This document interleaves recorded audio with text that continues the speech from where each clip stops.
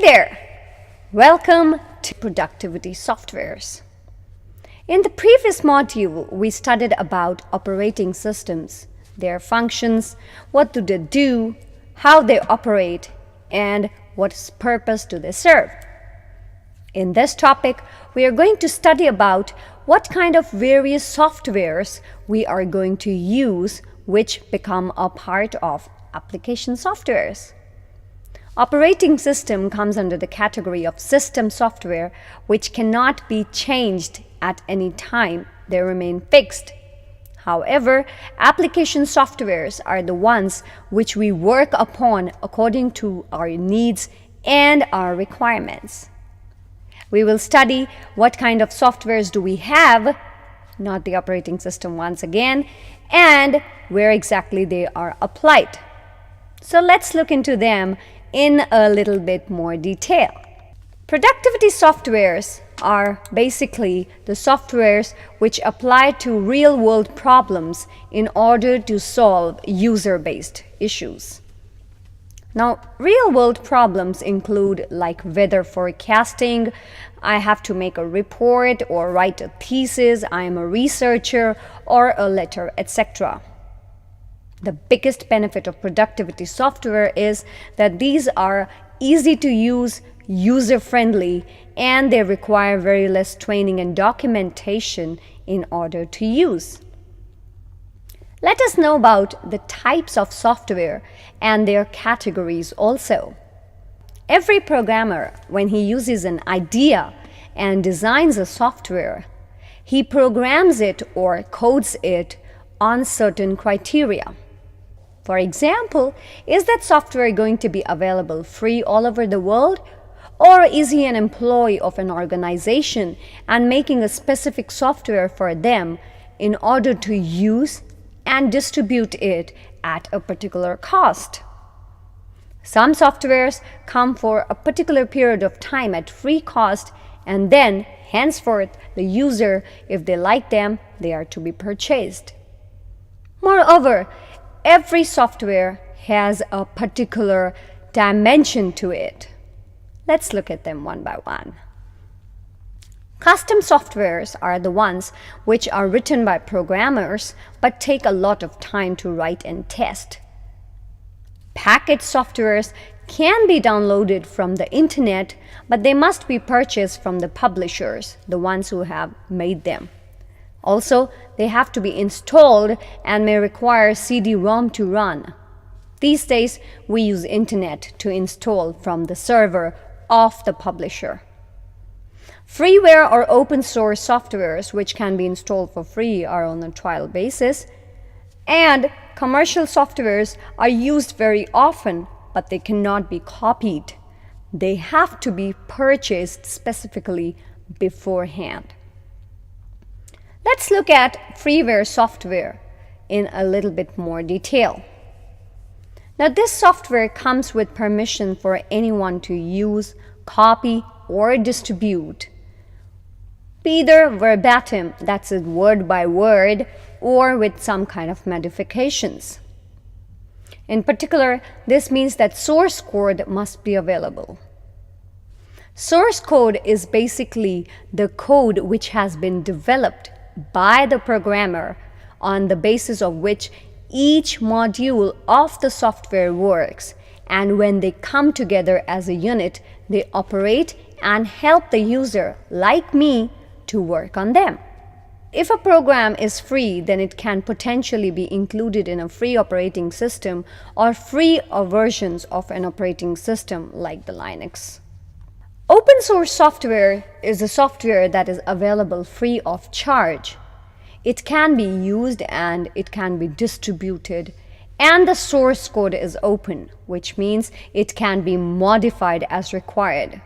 Sometimes the programmers allow you the probability to go ahead and work on their software.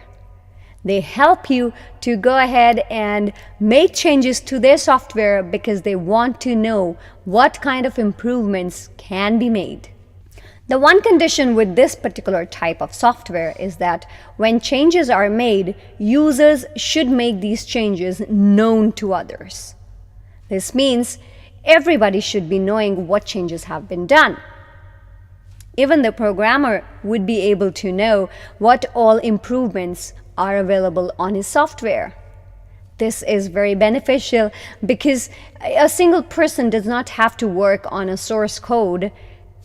Everyone in the world can go ahead and work for him, and he would know that his base software is on the version of improvement. One of the key characteristics of open source software is that it is shared intellectual property of all the developers and users. That means it is a shared commodity for everyone. The Linux operating system is one of the examples, and it is an open source means that people can go ahead and do programming on it, add new features to it, and they can improve it. If somebody does not like a feature, they can delete it, but they have to modify it or replace it with something better. Shareware. Shareware is a software which comes with permission for people to redistribute copies, but says that anyone who continues to use a copy is required to pay a license fee. That means you can distribute it on your own will, however, you have to pay some kind of fee. Just like leased line, you take a home or you take a place on lease for a particular period, but you have to pay a fee for that. Shareware is not free software or even semi-free. You have to pay for every copy you're using. Freeware, on the other hand, is a software which you can download, pass around, and distribute without any initial payment. However, the great part is that you never have to pay for it. There are no trial versions, there are no demo versions. You can use it at your will, anytime, for whatever time period you want to even. Now let us look upon productivity softwares. We have taken the example of Microsoft Office package here, which includes 3 subunits: Microsoft Word, Microsoft Excel, and Microsoft PowerPoint. Microsoft Office package does not only include these modules, but many more. However, since these 3 are the most commonly used worldwide, we would concentrate on them. We have also provided you with a tutorial to help you to look on how Microsoft Office Word, Excel, and PowerPoint work. I'm sure you will learn something from this. So let's begin. Microsoft Word is a program which is designed to create professional quality documents. Also, it helps to create documents such as letters, brochures, homeworks, assignments, etc.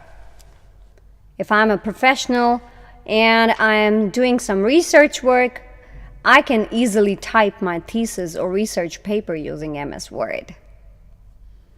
Now you would see a window in the next pane. This window tells you about various layout structures of Microsoft Word. Let's look at them one by one. I can see an Office button on the top left-hand corner, which is going to help me to choose options like New, Save My File, etc. The scroll bar is there on the left-hand side to scroll my document up and down. Also on the right-hand side it is there. I can have tabs on the top. The title bar is there. The quick access toolbar is there in order to access certain small tools. Menu bar is there, and I can use shortcuts. Slide zoomer is there, which is going to help me to zoom the slide. Taskbar helps me to choose the tasks which I'm going to work on. We would be knowing about them in detail once we start the tutorial. Let's talk about Microsoft Excel. Excel is designed to make tables, apply formulas, and do office work mainly in the form of tabulations and charts, etc. Engineering work is what Excel helps in making it easier. Let's look at it one by one. MS Excel also has certain access toolbars, but its look changes because it is used to create sheets, worksheets. I can insert my formulas into them, and if I want to work on 500 cells, 500 rows, or 500 columns, I can use them using Excel. Excel helps me in using charts and figures and use mathematical functions in more detail. Engineering functions, I can go ahead and use engineering functions. I can use my formulas in a much more detail. Also, I have for each particular cell, I can use a formula bar, I can view my page, I can have a quick access toolbar wherein I can go ahead and choose options, how exactly my tables would look like and what OR formulations I can apply on them. Microsoft PowerPoint is a presentation software, which means if I want to give presentations on a board or in a meeting and I want to show my worksheets, my documentations, and present them using animations and music and video, Microsoft PowerPoint helps me do that. Let's look at it in a little bit more detail. MS PowerPoint basically helps to create presentations and lectures using videos, images, and text combined together. I can use thousands of themes and hundreds of charts, etc., and I can add animations to the slides. Also, we can record the slides, which is a very helpful feature because as I am going to work, my slides are going to be recorded, and whatever lecture I am going to give further on, I can work on that. MS PowerPoint also has certain tabulations. I can use the Insert tab, animations, and format in order to work on them and apply the structures. We would be working on them practically. So do not worry if you did not get much, but I'm so sure just by the looks now, you would have an idea that Microsoft Office package is included as a part of Windows usually. I can purchase this package and I can use a trial version also. Along with Microsoft Office, there are certain other utility softwares like antivirus programs. Now, what is a virus? Basically, a virus is a program, a code, which has been designed to work initially in your computer, but it is not for a good purpose. Which means that unethically the virus is going to steal all your information. However, it is going to work only if you use an executable file. By executable, I mean .exe extension file, which I usually work on. If I download this exe file from internet from an unknown source, behind the scenes, say for example, if I'm using a music file, I have it in the .mp3 format. But if I am installing a software which is related to music and it has a .exe format, I can download it, and if I do so from an unknown source, like from Google, however, I do not know the source of or the origin of this particular file, and I still download it, behind the background, the moment I execute this file, it is going to install code on my computer, which I am not going to know that it is happening, but in the background, it can steal all my information which is available for my own work. My passwords, any kind of secret codes I have, it is going to steal them. Viruses are of various kinds. There are also kinds of softwares which help to remove Trojan horses or worms, for example. These are all kinds which are used by hackers. Hackers in order to go ahead and steal information or tamper with their information according to their benefit. We can explore many utility programs also, but I hope you have an idea about what they're all about. Thank you.